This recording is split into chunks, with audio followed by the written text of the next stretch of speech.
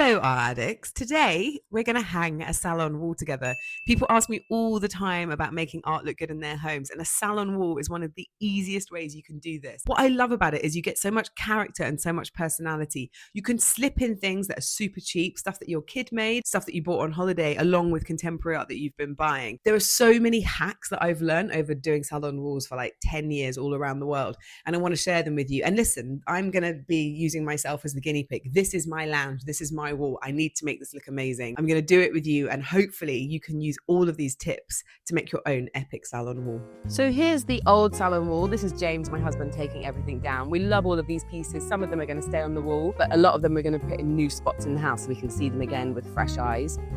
Motivated to do this actually because we've got that brilliant Gianni light installation you can see now hanging on the right hand side.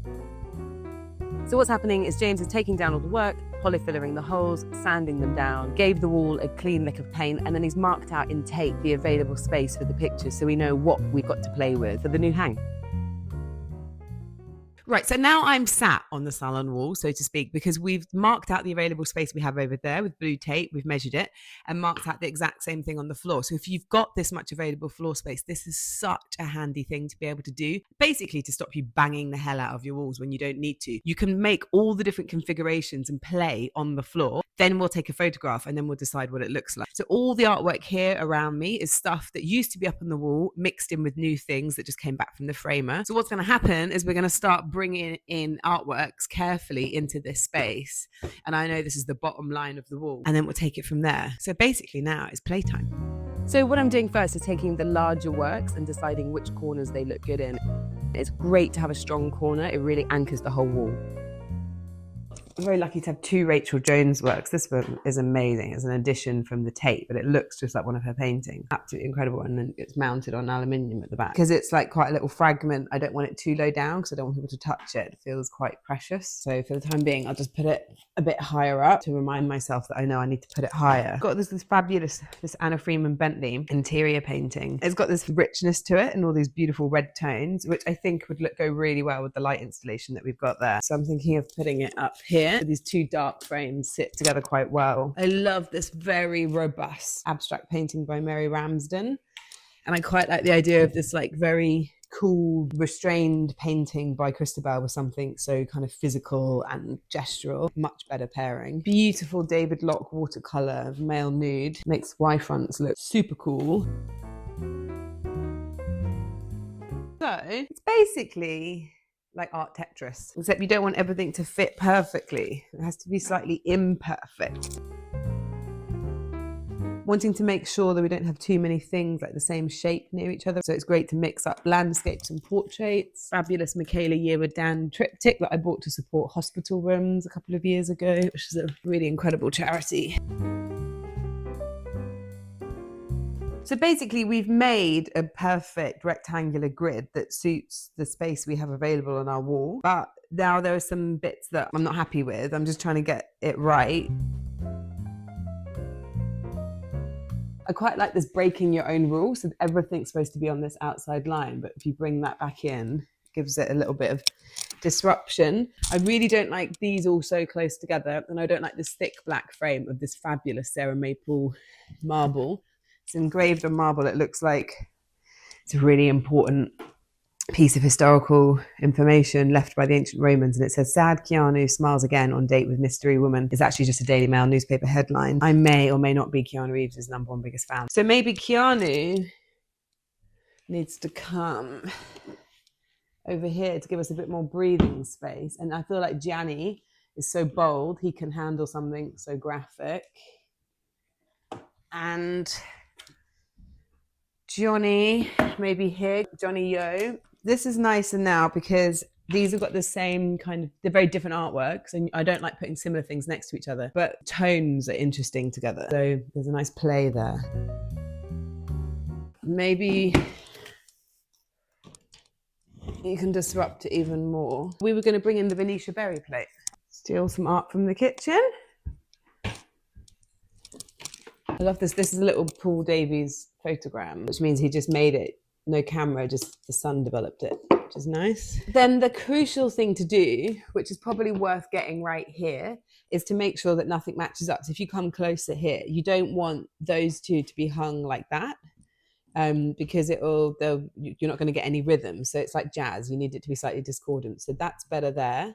And you want to make sure that like this line here doesn't match up with that. So none of the horizontals and verticals can match. So you're going to make that like that.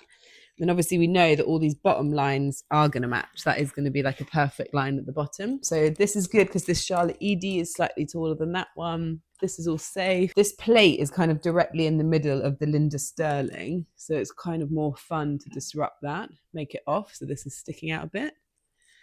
These two don't line up, which is good. The Rachel Jones is slightly in the middle of the Lisa Brice, so I'll probably bring it this way to stop that being the case. This Hannah could be a little bit more disrupted, maybe by going slightly higher. So it's just to keep the rhythm moving. This could probably come more that way, letting that come away from that edge. There. Exciting. So what I'm doing here, although it looks like I'm faffing, it's a very important part because you just want to make sure that there's a lovely flow between pieces, that there's interesting conversations, nothing too similar is next to each other. Here we're double checking the measurements because we don't want to get it right on the floor and then find that nothing fits when we put it up on the wall. Things could have moved, I could have done the measuring wrong, which has definitely happened before, so double checking is always really good. James is a bit of a dab hand at putting up artworks now. He uses a drill for most things, but you can also just use hammer and small pins for lighter things, certainly. Thing is, just take your time, get your measurements right. Obviously, you're thinking about the measurement where the nail's going to hit the wall and how that corresponds to the middle of the artwork. Use a spirit level to make sure that everything's going to be able to hang straight, and use your own judgment. If you've got someone that you can do it with, it makes it a lot easier. Unfortunately, James had to do most of this without me, so shout out to James for doing such a brilliant job. You can see me popping in every now and again, obviously, to make cups of tea. And there's my daughter watching the telly. I mean, listen, it is not the most professional art hanging situation you're ever going to see because it took an entire weekend. Thankfully, we took loads of photographs of what we'd laid out on the floor and then used that as a really important record. So if we had to move all the art out of the way, we knew exactly where we wanted them to go. And actually, as you see it coming together, it's clear that we've gone for this very strong grid formation, and that did take a lot more time. There's more measuring. You don't have to do that at all. There's another world in which you just put the larger pieces on the wall and you sort of build out organically from the middle, almost like a kind of stain seeping on a tablecloth. That's the way I've done a lot of salon hangs in my house and professionally as well. And they've got a very different feel to them. They feel like they've been amassed organically over time. This has a very different statement. This is like, these are some key works and things that we love, and we've gone to the time and effort to put them in this quite strong grid. You don't have to do that. Hurrah! Here's our final finished salon wall. We're so thrilled with it. It took a bit of time. You have to do more measuring when you want to keep this precise grid format, so we had to do it over the course of the weekend. But I love the result. It's kind of like an organized chaos. You make this shape and then make all the pictures fit within it, and then they can have their own lovely natural rhythm amongst that grid that you created. I really hope this inspires you to make your own epic salon wall at home. Ours is full of contemporary art, but you can add in posters, pictures that your kids made, maybe something you bought on holiday, a quirky plate that you want to stick up on the wall. It doesn't have to be all expensive art. That's not what this is about. This is a reflection of your personality, your taste, your family. Please go and do your own and send us pictures.